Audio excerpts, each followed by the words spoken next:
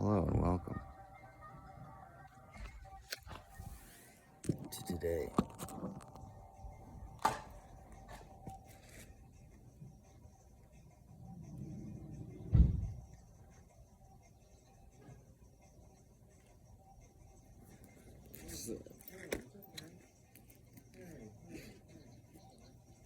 Thanks to Denton,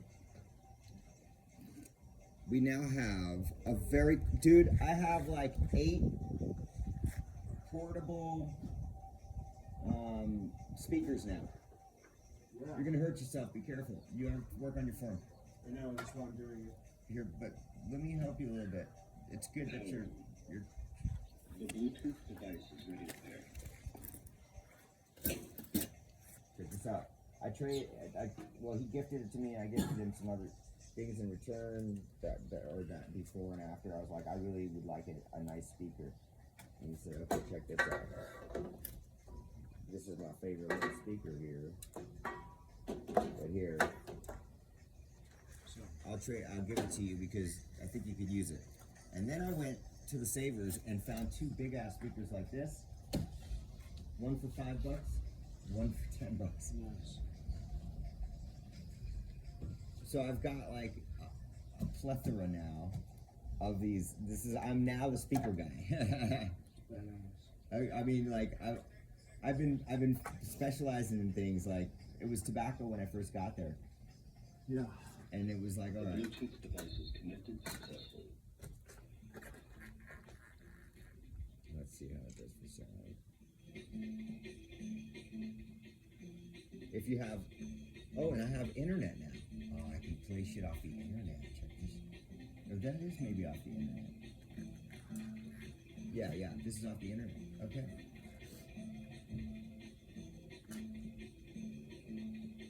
Nice. I haven't been able to kind of play except till the end. At the end, I started to be able to a little bit. But where I could play things from the internet, I didn't have connection. It's too low. It's like the low data for Mint, basically. Except worse. Like, some pages just never load. You're like, I just can't do this anymore. Like, to do a PayPal transaction, okay, PayPal itself they held my money for 21 days because I didn't have a shipping label. Kind of shit. $250. They're like, we're not going to give it to you. I sold 2 magic cards, bro. Yeah. You get it. You saw it, right? I don't think so. Do you understand the magnitude of the 2 magic cards that I just sold are? Which one did you sell? I didn't see it. I sold 2 dual Did you sell the lands. Einstein? No, I'll probably never sell anything that was like signed by Richard Garfield. Good. Yeah, but like it's basically okay. So 1 magic card, Underground Sea. Look it up on your phone. I don't even want to tell you. I want you to see it for yourself. I sold it for less than what it could have been sold for because it was in magnificent condition, and it's the most valuable dual land in existence. And then the second most valuable one I sold I also. remember the dual line you showed me. No, I'm saying, look it up on eBay. Look up eBay Underground Sea.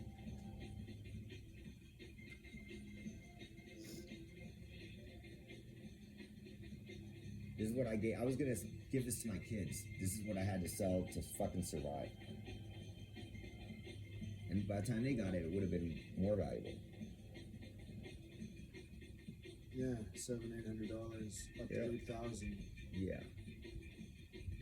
Depending. If I got it graded and it was real nice Depending to how it. stupid the buyer is, yeah. I bought it for $20. Back in the 90s. You sold it for 150. 600. Nice. Yeah, and they got a percentage. It's like 6 something, and then they got a percentage, so it came out to like 538 at the end of it. Which for a magic card, 1 card that I've got like 1,000 cards, 15,000 cards. It's better return But than the stock. I wanted to say that for my kid. It's better. That's what I thought when I sold it. I was like, the returns on this compared to the stock market are impossible for the stock market to get anywhere near. Unless you basically start the company and have seed stock in it. And it starts at penny stock and it goes up to like, now it's worth what, 100 times. We should be creating some unique NFTs, you and me. We can. I got an account and everything. I've been trying not to get involved in that forum until I really have mastered myself without relying on that forum. Because that's the first forum that's going to leave and be inaccessible for anybody who's not rich and have like powerful connections to be able to like make that shit worth anything. Anything, the digital stuff. If you're relying on it, even having a phone to be able to access your shit, you're probably going to be in trouble at some point where you're like, oh shit, what am I going to do? That's what I'm saying. That's what I'm looking at. So I'm testing the waters. I'm a ranger, so I go out in front and I'm like, well, what are we going to have to do without? Then I do without it and see what happens, basically. Yeah. And so going without the internet was like that. Very interesting. There are places you can get it, but it's like McDonald's, Walmart, Cracker Barrel.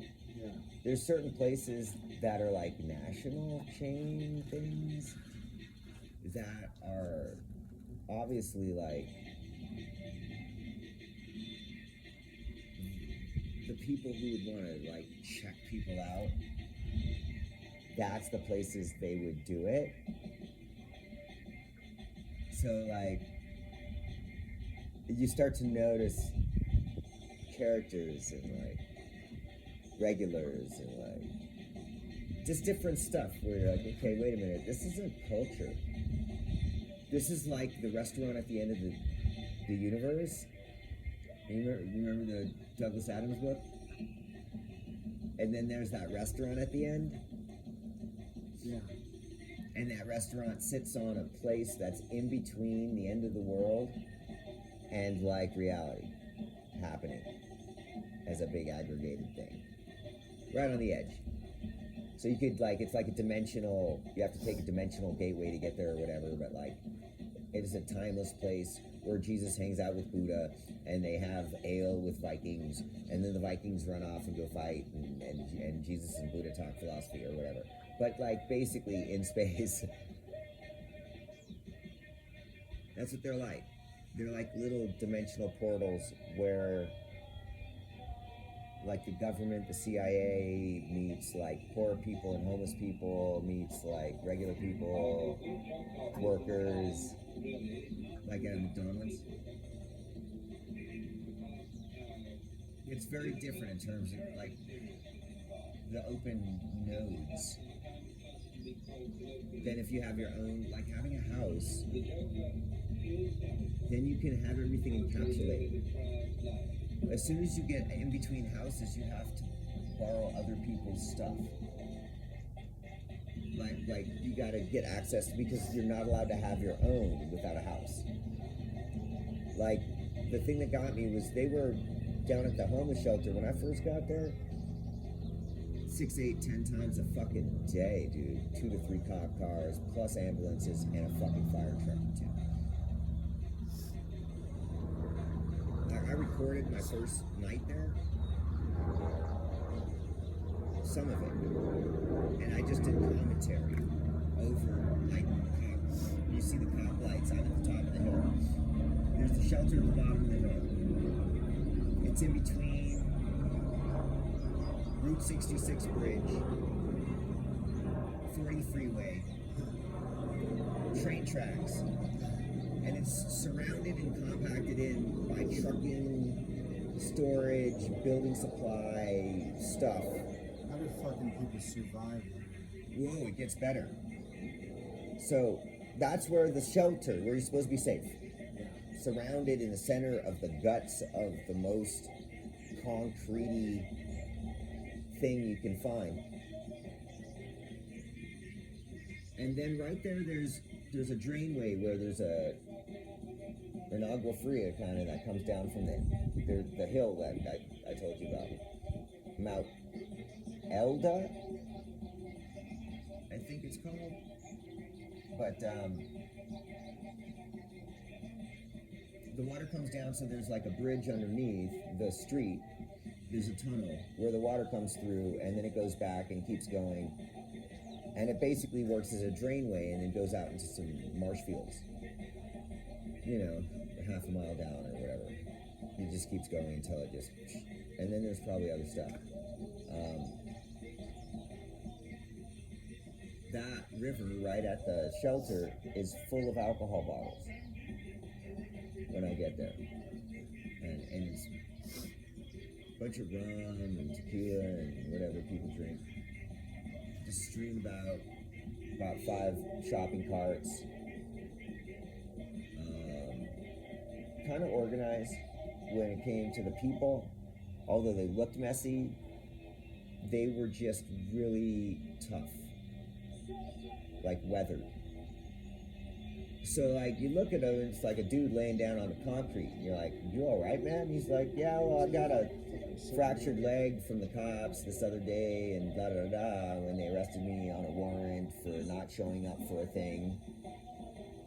And or whatever, like when they need to get people to pad the books, they'll just go to the sheltery place and just pick people up. Who's got a warrant? Who are you? Like, what are you doing over here? We're just checking on people. What's your name? Kinda, yeah. Just to be like, we're doing something. So that was a very delicate balance to be between the two worlds and not pick a side, because I had to be kind of observed from a place of fairness, or it didn't matter. Now you're trying to hit still. Before you hit, you have to be able to yeah, that's much. It's more, what are your movements? What's your elbow doing? What's your arm doing? What's your other arm doing? How do they work together? How's that working with shoulders? Where's your back? How come your hips aren't moving? Like right. I mean, depending. Like, you know what I mean? Now lift your leg and right? No, but while you're doing it. You see how, no, but I'm saying one leg. No, like here. So, you keep trying to hit things. Hitting things is simple. You know, that's easy. The difficult thing is to do, like, okay, we're gonna hold this for a second here. So if you want to, like, what I'm doing is mainly, when you imagine it's a flaming staff. So you're not trying to hit people with it.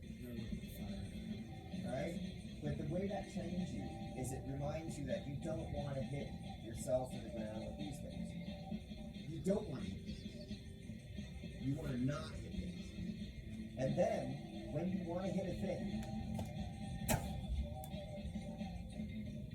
you can hit it in a place where you're trying to hit it specifically. Or maybe lift it up. Hit it in the fucking knee. Head after the knee.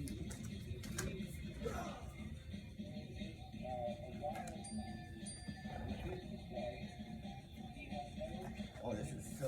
Oh, I'm on Sumac. I got. That's what I sleep on. Is the other one, the red one, the orangey one. I put that on my bed, and I put it on the bottom of the bed, and then I put my sheet or blanket on top of it.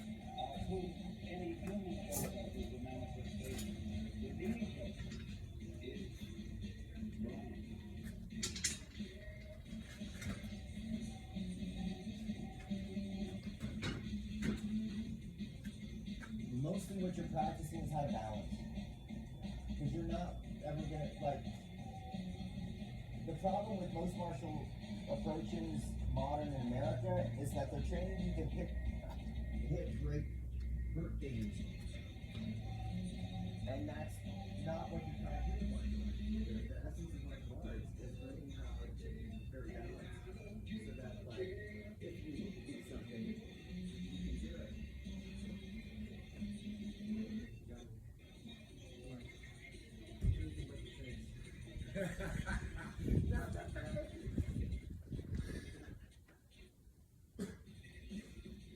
But it's more about being able to be healthy than it is about it. It's not difficult to hurt somebody.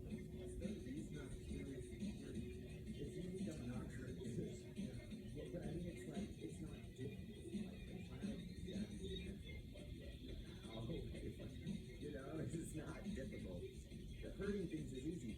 To be able to not hurt things is very difficult. To be able to be delicate and careful means you have to adapt. Now I gotta go out there.